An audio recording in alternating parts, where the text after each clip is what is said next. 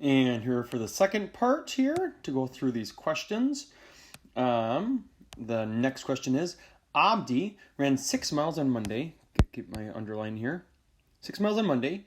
He biked 13 miles. Then he ran 7 miles and bikes 10 miles on Friday. How many miles did Abdi run this week? Okay, so this is talking about information I need, information I don't need. So the big question I need to know here is how many miles did he run this week? So he ran 6 miles on Monday. I need to know that. 6 on Monday. He biked 13 miles. I don't need to know that one. 6 miles there. He ran 7 miles on Friday. And he biked 10 on Friday. So that's information I don't need. All I need is the running, but I don't need the biking. So, solve the problem. What strategy did I use and how did it help? Well, for me, I'm just going to use a math mountain here. So 6 miles on Monday, 7 miles on Friday. So I'm using a math mountain. Part total. 6 plus 7 is 13. So 13 miles. And I just use a math mountain, and that helped me just 2 parts to get my total. Next problem here. The store owner gets a shipment of 7 boxes of games. Okay. There are 6 games in each box. He sells 18 games. How many games are left? So for this one, I need to know what's the first step of my equation. Well, my last step is how many games are left. But when I go back, okay, I need to know how many games did he start with. That's my question. It's always good to start with how many. How many games did he start with? Okay, and so to do that, I'm going to have 7 boxes with 6 in each. So that's going to be 7 times 6 equals 42 games. Then he sells 18, so it's 42 minus 18. Can't do 2 minus 8. Do some trading. 3 tens, bring over 1 10, so it's 10 ones, so 12. 12 minus 8 is 4. 3 minus 1 is 2.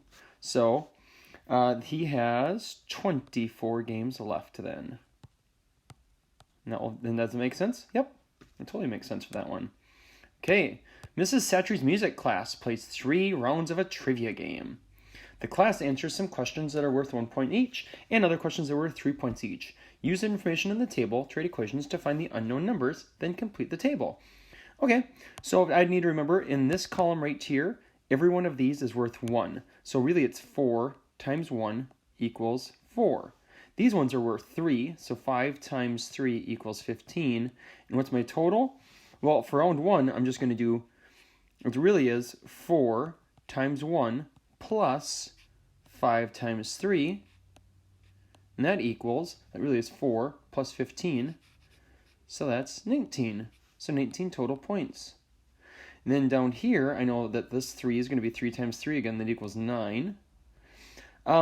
But I don't know how many 1 point there are, but I do know the total here. So for this one, I'm going to do 18 minus 3 times 3, but I need to figure out my 3 times 3 first. And that equals 9, and so it's really 18 minus 9 equals 9.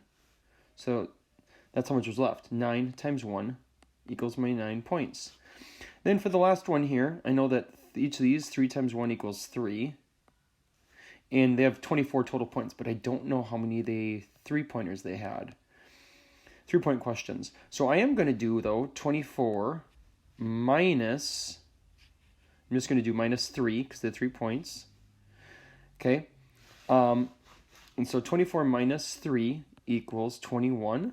And then I know that I'm going to do 21 divided by 3, because each of these, because there's 21 more points, but each of these are worth 3, so it's not 21 points, so it's 21 divided by 3 equals 7.